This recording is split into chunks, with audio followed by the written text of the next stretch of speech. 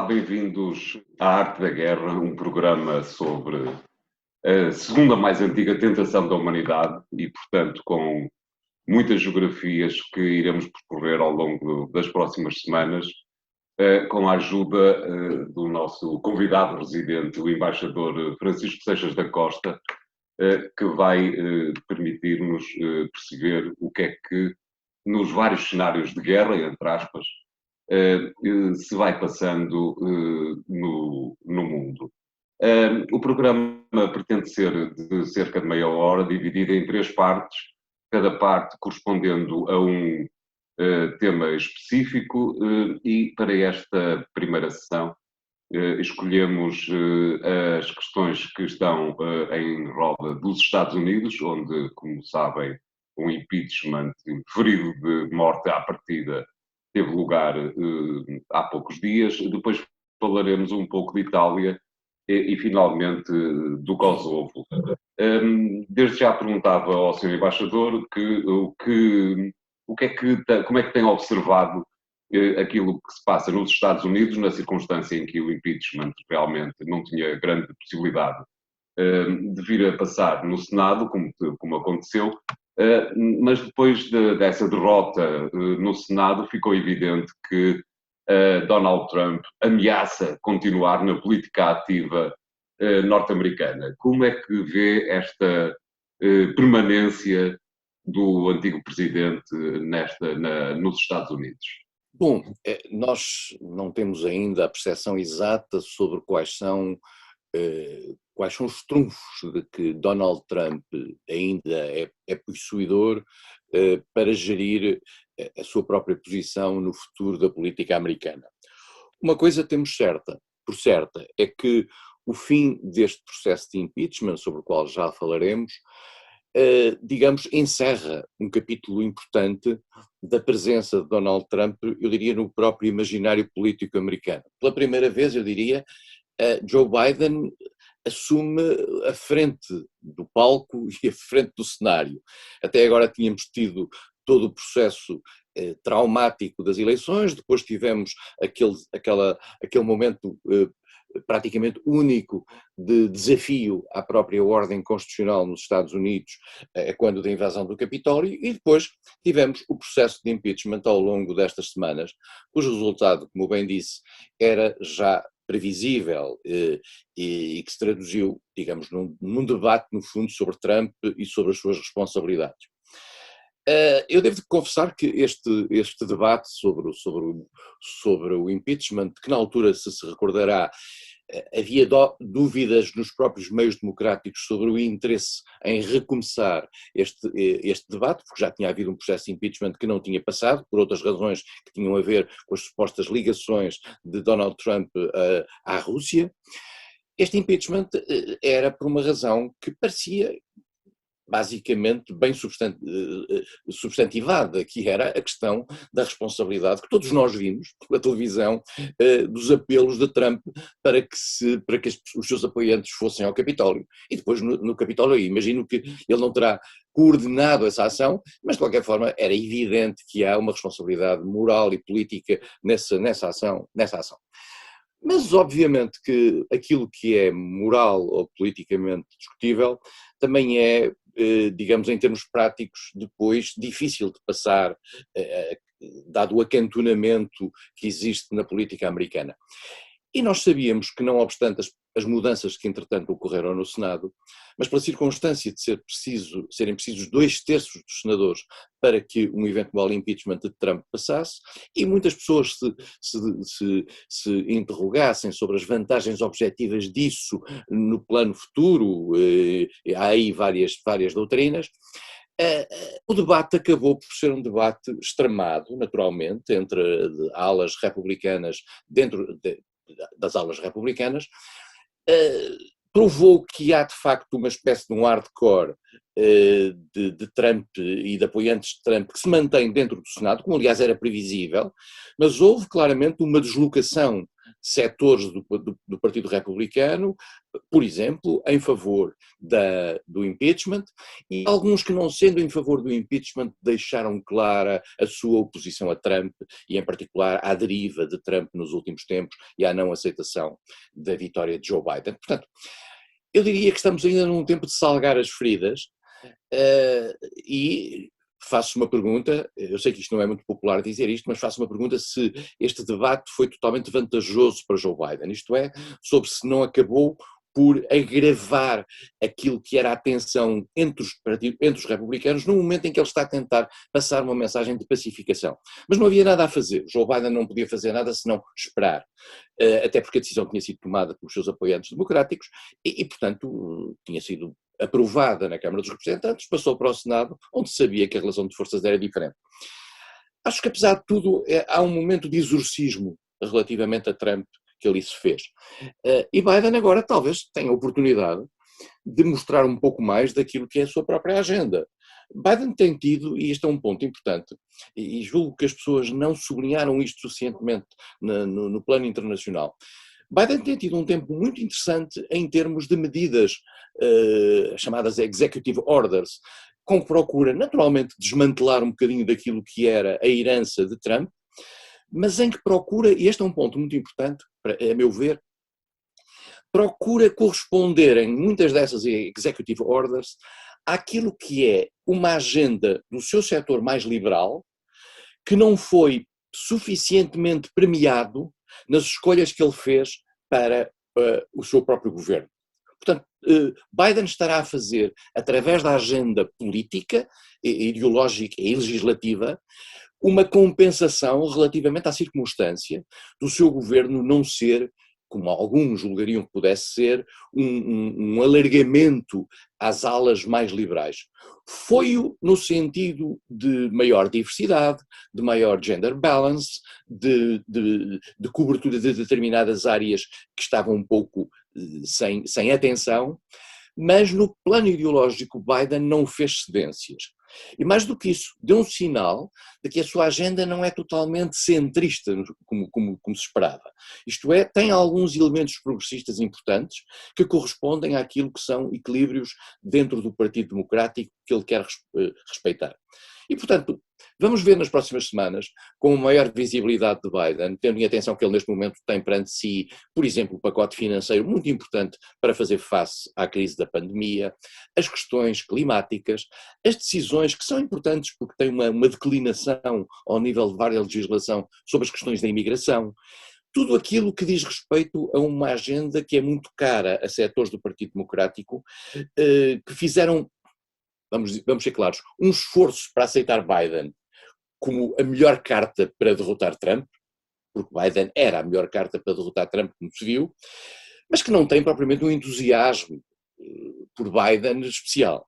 Ora bem, a circunstância dele poder, com a sua agenda político-ideológica, dar a alguns setores, alguns sinais positivos para esse setor, pode ajudar muito a que esses setores se mantenham ligados a Biden e que se mantenham ligados ao Partido Democrático que ele representa.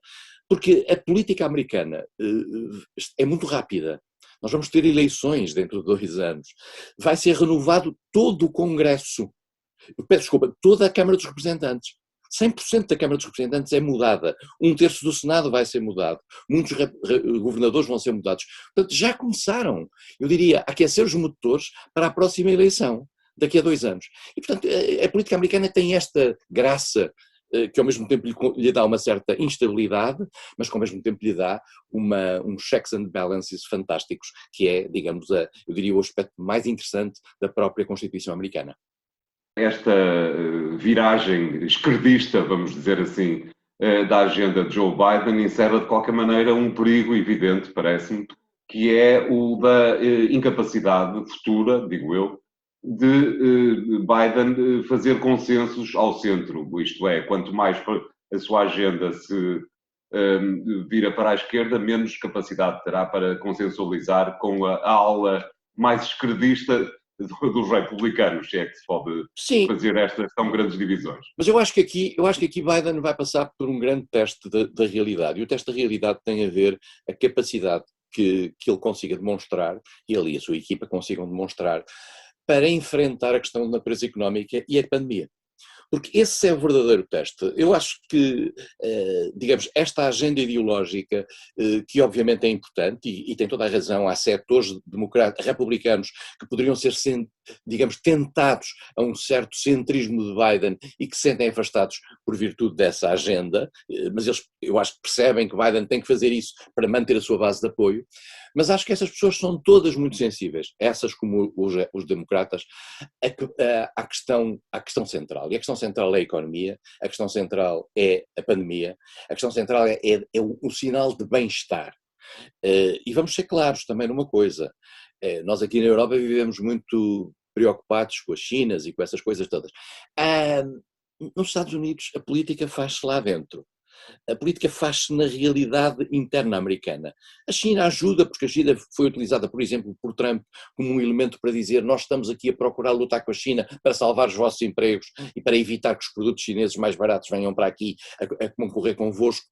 Mas os aspectos externos dos Estados Unidos são secundários.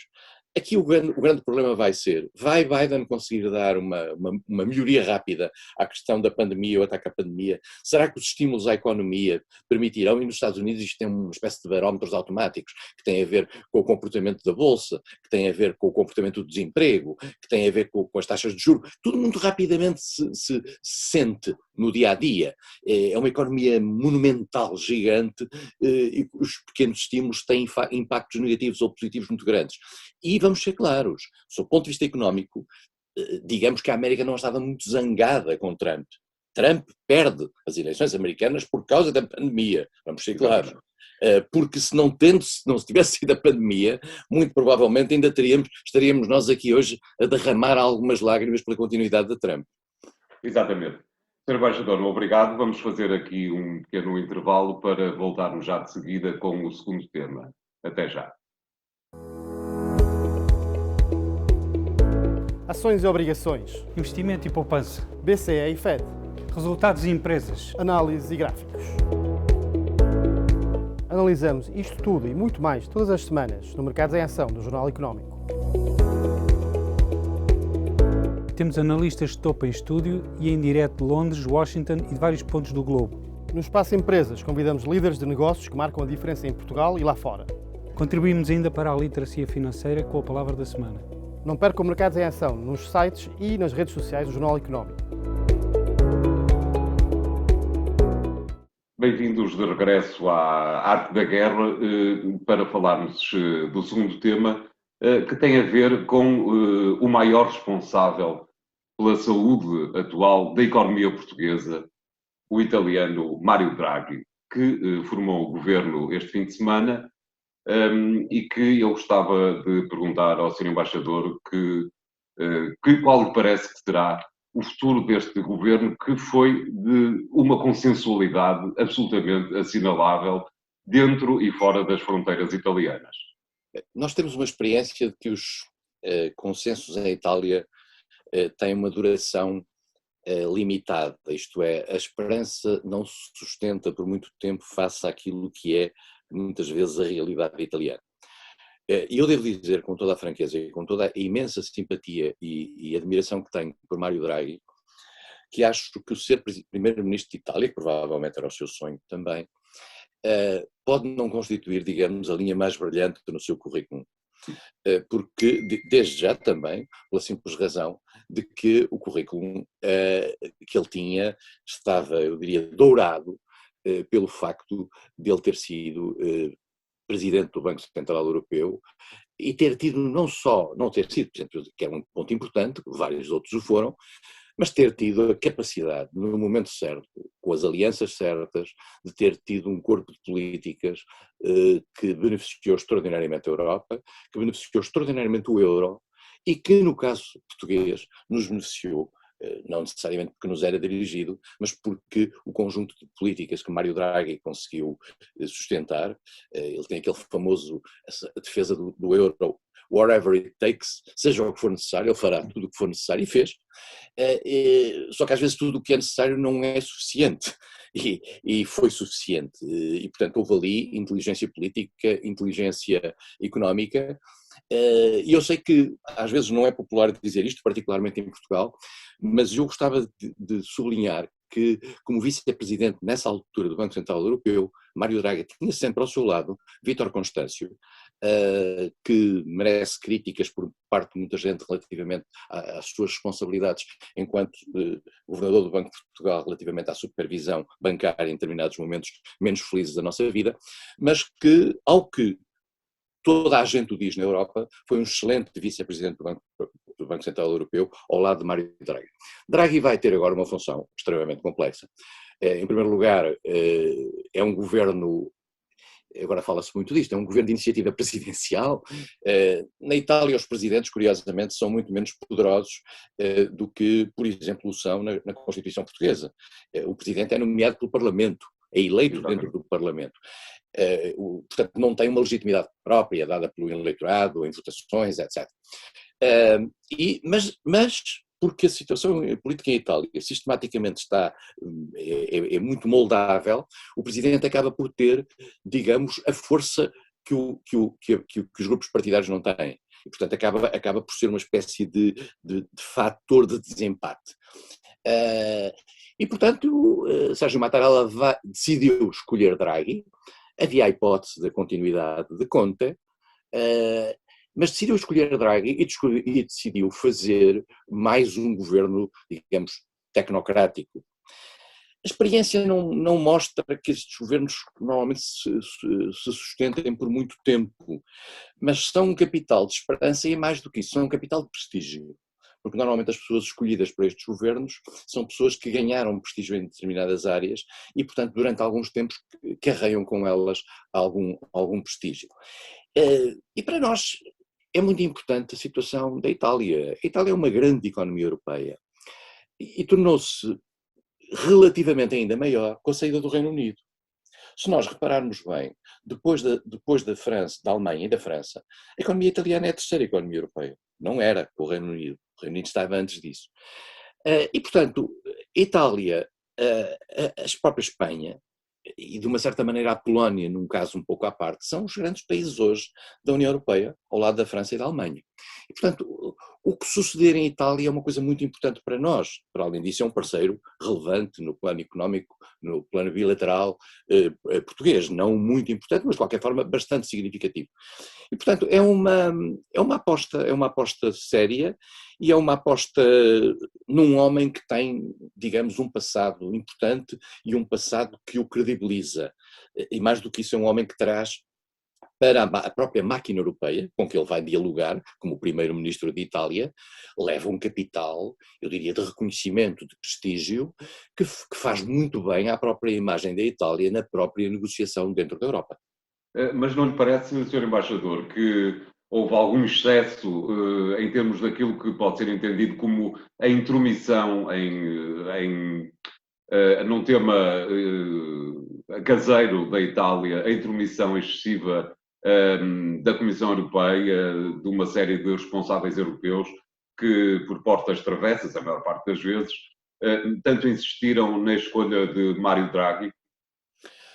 Bom, eu acho que é mais uma aposta na estabilidade, é mais uma tentativa de aposta na estabilidade e de sinais de que Draghi poderia ser um fator importante para a estabilidade europeia num momento complexo como aquele que se vive ou que se vai viver. Nós temos que perceber que este ano de 2021 é um ano da maior importância porque a Itália é o grande beneficiário, por exemplo, da chamada grande bazuca europeia. Aliás, no desenho da própria grande bazuca europeia, esteve a Itália como um elemento central. Dir-me-á, mas não haverá da parte dos responsáveis europeus um excesso de voluntarismo nesta matéria, no sentido de procurar conduzir um pouco à distância um governo?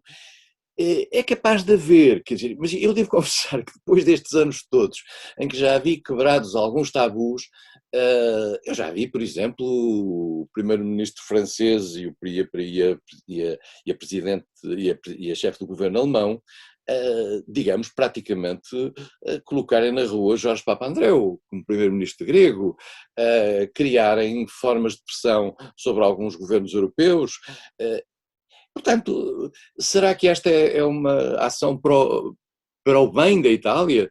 Veremos. Não me parece que a Itália fique muito, digamos, ofendida com esta atitude, e acho que se a ação de Mário Draghi nos meses que aí vêm for de forma positiva, rapidamente, ou tiver um efeito positivo, rapidamente se esquecerá aquilo que foi este excesso de voluntarismo de Bruxelas perante uma solução italiana. As pessoas vivem hoje na Europa. Repare bem, há coisas na Europa que nós já nos damos conta. Quando a União Europeia, isto é um assunto à parte, mas que eu faço-lhe perder um minuto, quando a União Europeia negociou o acordo de investimento com a China, não conseguiu negociá-lo em sessão, negociou como nós estamos, por vídeo. E quem é que estava sentado no vídeo? Angela Merkel, tudo bem, Presidente do Conselho Europeu. Ursula von der Leyen, tudo bem, Presidente da Comissão Europeia. Michel, muito bem, Presidente do Conselho Europeu. E Emmanuel Macron?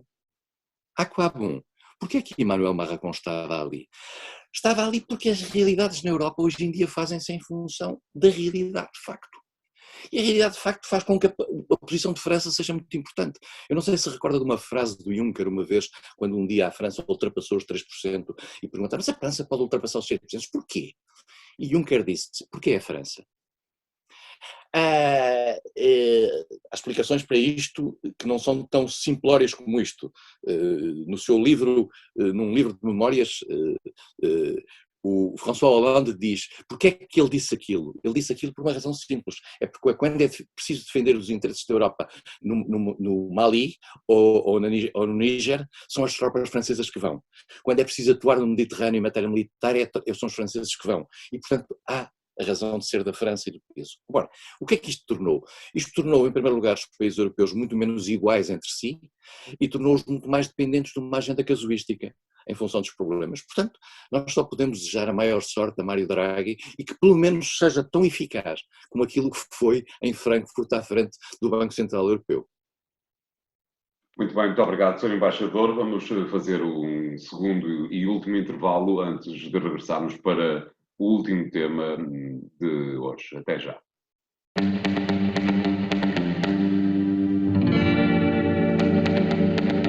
As figuras decisivas. Transferências milionárias. Os milhões que movimentam o desporto.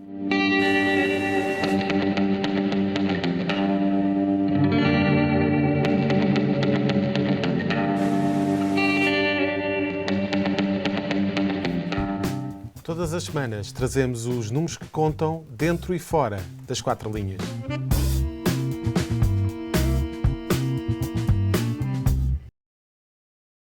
Bem-vindos à terceira parte de A Arte da Guerra, para falarmos desta vez do Kosovo. Houve eleições no Kosovo este fim de semana, este 14 de fevereiro. Foram as oitavas ou nonas, desde que em 2008 o Kosovo declarou unilateralmente a independência. Eu diria que os Balcãs, na sua totalidade, e não apenas o Kosovo, são a parte esquecida da Europa. A União Europeia tende a esquecer-se de que existe aquela mancha geográfica que está à porta da União Europeia e que pretende entrar na União Europeia.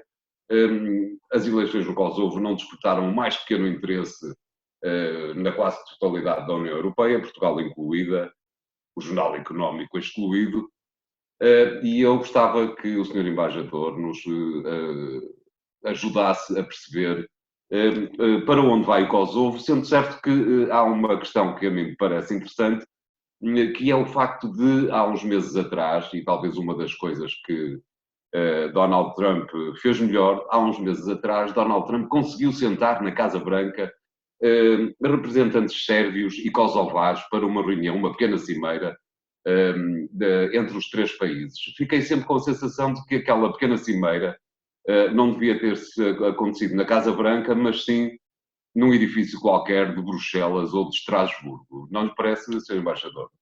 Pois, é evidente que Donald Trump tentou isso, como aliás tentou e conseguiu, por exemplo, estabelecer relações diplomáticas entre Israel e o Kosovo, Exatamente. que é outro aspecto importante. O Kosovo, convém dizê-lo, é um país, é quase um país, eu diria que é quase um país pela simples razão de que só é reconhecido por 96 dos 193 países das Nações Unidas, não é membro das Nações Unidas, não é membro da Organização para a Segurança e Cooperação na Europa e, portanto, tem um estatuto de afirmação e reconhecimento no quadro internacional, digamos, um pouco dividido. Mesmo dentro da própria União Europeia, há países, como é o caso de Portugal, que reconhecem a independência do Kosovo, há países, como é o caso da Espanha, e perceber-se há porquê, tendo em conta a questão do secessionismo, que não reconhecem o Kosovo. O Kosovo é um país que também vive, como referiu, numa turbulência interna muito grande, praticamente desde a declaração de independência, e, naturalmente, com um momento dramático que foi o tempo em que, perante a renitência por parte da Sérvia, da aceitação da autonomia do Kosovo, da independência do Kosovo, há uma guerra, há massacres provocados por forças sérvias no Kosovo, há uma reação da NATO, reação essa que também convém dizê-lo para a história, sem mandato internacional, mas enfim, com alguma complacência. Mas apoiada pelo presidente Joe Biden. Sim, mas não apoiada pela Rússia, naturalmente, nem apoiada pela China, razão pela qual também todo este impasse do Kosovo nas Nações Unidas se prolonga. E, portanto, o Kosovo é um país pobre, é um país de menos de 2 milhões de habitantes, é um país pobre que vive numa fronteira, em primeiro lugar, numa fronteira com o seu mais poderoso vizinho, que é a Sérvia, do qual ele se separou, mas também convém dizer que dentro do Kosovo há alguns lugares santos da Igreja Ortodoxa Sérvia que estão dentro do Kosovo, não é? Isto também é um ponto importante. Tem uma maioria albanesa, os kosovares são de maioria albanesa, que também é outro dos vizinhos, também é vizinho da Macedónia do Norte, é vizinho do Montenegro, creio eu, e portanto a geografia dos Balcãs, como aliás referiu, é muito complexa. Eu já atravessei aquilo tudo de carro, mas às vezes até me perco nessa mesma geografia. Mas é um país, de facto, muito instável, e instável essencialmente pela sua economia. É um país que sistematicamente provoca imigração. Há imensos kosovares que vivem fora e que trabalham fora e que procuram a sua vida fora, organizar a sua vida fora. Estas eleições deram pela primeira vez, eu julgo que pela primeira vez no quadro disso, não tenho a certeza absoluta, a vitória à esquerda, quando normalmente os partidos que ganhavam no Kosovo eram partidos de centro ou centro-direita. E esta vitória à esquerda ainda não se percebeu bem o que é que isto pode significar em termos da melhoria ou não do diálogo essencial, como o António referiu, que é o diálogo com a Sérvia, que os Estados Unidos procuraram promover, para tentar encontrar uma solução para o Kosovo. Uma coisa me parece clara, independentemente do não reconhecimento, não há recuo nesta matéria, isto é, o Kosovo não vai reintegrar a Sérvia, e portanto o assunto está praticamente encerrado nesse aspecto. Vai demorar mais ou menos tempo em função dos compromissos que se consigam fazer, a partir do momento, e esse é o ponto essencial, a partir do momento em que haja uma reconciliação, ou um status quo negociado entre a Sérvia e o Kosovo, muitos países acabarão por reconhecer imediatamente o Kosovo. Mas por aí passará também muito da acrimónia que ficou, em primeiro lugar, do ataque à Sérvia, feito pelas tropas da NATO, sem mandato internacional, volto a sublinhar, e o ataque e o modo como isso foi sentido pela Rússia e foi sentido pela China, na China até eu diria duplamente sentido, porque a própria embaixada da China em Belgrado, se bem se lembra, foi bombardeada pelos aliados. É uma questão que ainda não está resolvida mesmo na periferia. Eu lembro-me curiosamente, eu nessa noite estava na Hungria e tivemos uma reunião, o então Presidente Jorge Sampaio e eu tivemos uma reunião com o que era então Primeiro-Ministro e hoje Presidente Orbán, que nos chamava a atenção para a circunstância de dentro da Sérvia haver uma minoria húngara na Voivodina, perfeitamente destas conversas curiosíssimas, Os kosovares depois tiveram um grande acolhimento dentro da União Europeia, ainda me lembro que tive reuniões com Taci, Hashim Taci, tivemos depois muitas reuniões com Rugova, aquele homem que vinha sempre com um lenço à volta do pescoço, mas foi muito difícil, é um processo muito difícil, é um processo muito, muito divisivo dentro da própria sociedade kosovar. Veremos em que medida este novo governo, mais à esquerda, numa surpresa, eu acho que houve aqui alguma surpresa mesmo na dimensão, não apenas da vitória deste grupo mais à esquerda, mas na dimensão da própria derrota do grupo mais à direita, que tinha tido o governo até agora e cujas eleições no ano passado não tinham corrido regularmente. Estas eleições foram fiscalizadas pela Organização para a Segurança e Cooperação na Europa, que é uma entidade onde eu fui embaixador e que tem como função, uma das funções precisamente, garantir o funcionamento do Estado de Direito nos seus vários Estados. Esteve aqui em Portugal, nas nossas eleições presidenciais, é um ponto importante, faz parte da tradição dos países da OSCE não terem problemas em ter cá observadores estrangeiros, para mostrarem a qualidade da sua democracia, e obviamente as nossas eleições têm sido sempre totalmente transparentes, e portanto vamos ver se há se há um apoio económico ao Kosovo, porque esse também é um ponto importante, e a Comissão Europeia tem aí um papel fundamental. E aí é um bocadinho a história da cenoura, quer dizer, todos os sinais que possam ser dados à Sérvia, da aceleração do seu processo de aproximação com a União Europeia, e tendo como contraponto alguma flexibilidade por parte da Sérvia relativamente à questão de kosovar, é por aí que se está. E eu digamos, são estes mecanismos que a União Europeia tem na sua mão e que passam muitas vezes por um cheque, é verdade.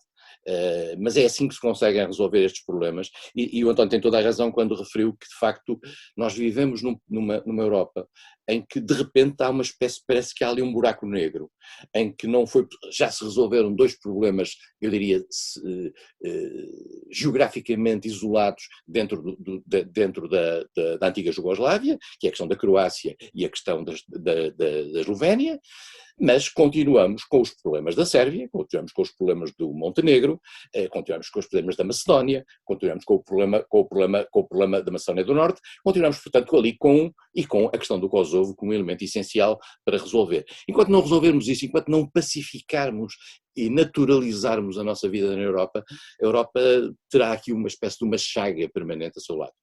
Eu era capaz ainda de incluir na sua lista, Sr. Embaixador, a Bósnia e Herzegovina, onde aqueles dois povos claramente separados por uma linha de fronteira que não existe, também não têm uma vida fácil, mas perguntava-lhe ainda... António, eu não diria dois povos, eu diria três povos. Exato. Você encontra os muçulmanos, os sérvios e os croatas, todos nessa mesma mescla. E que só se mantém, vamos ser claros, e em que a paz só se mantém, eu conheço bem Sarajevo, conheço bem a zona, a paz só se mantém manifestamente pela presença de forças internacionais por ali. Porque no dia em que as forças internacionais desaparecerem, eu não acredito que haja um substrato de natureza política que consiga garantir a paz ali. Exatamente, como é evidente. Mas a última pergunta que lhe colocava é de regresso ao Kosovo, para o questionar, Sr. Embaixador, do seguinte: não lhe parece que a ONU, que está no terreno, em termos políticos, poderia ser um pouco mais proativa, no sentido de conseguir encontrar uma solução política para o Kosovo inicialmente e depois, possivelmente, tentando fazer qualquer coisa de semelhante em todos os Balcãs? António, a questão da ONU é muito simples. É que em tudo aquilo que sejam questões de guerra e paz, e nós estamos na arte da guerra, em tudo aquilo que sejam questões de guerra e paz, ou há consenso do Conselho de Segurança, nos 5 membros permanentes do Conselho de Segurança, ou não há atividade possível que o Secretário-Geral possa titular. O Secretário-Geral só pode titular ações proativas em termos de reconciliação ou outras que tais, se tiver um mandato do Conselho de Segurança. E se nesse mandato estiver, digamos, alguma reticência dos seus membros permanentes, o assunto está arrumado. E nós temos, neste caso do Kosovo, uma reticência profunda, um traumatismo profundo que tem a ver com o ataque da NATO. A própria China, que é um país que normalmente até, eu diria que é um parceiro silencioso na maioria dos casos, em termos das Nações Unidas, a Rússia tem muito mais ação e afirmação, a própria China está nesta questão, e resta saber se a questão da embaixada e outras que tais não terão ligadas a isso, está muito apegada a não deixar encontrar uma solução fácil para a questão do Kosovo, e portanto eu não acredito que António Guterres tenha na mão nenhum instrumento. E também na OSCE, que é outro terreno possível, hoje nós assistimos a uma espécie de um empate entre a China e os Estados Unidos que tornam a OSCE uma organização inoperativa. Muito bem, Sr. Embaixador, muito obrigado. Esperamos que nas próximas semanas continuemos este interessantíssimo diálogo com a observação da arte da guerra, com certeza, noutras geografias. Muito obrigado e até lá.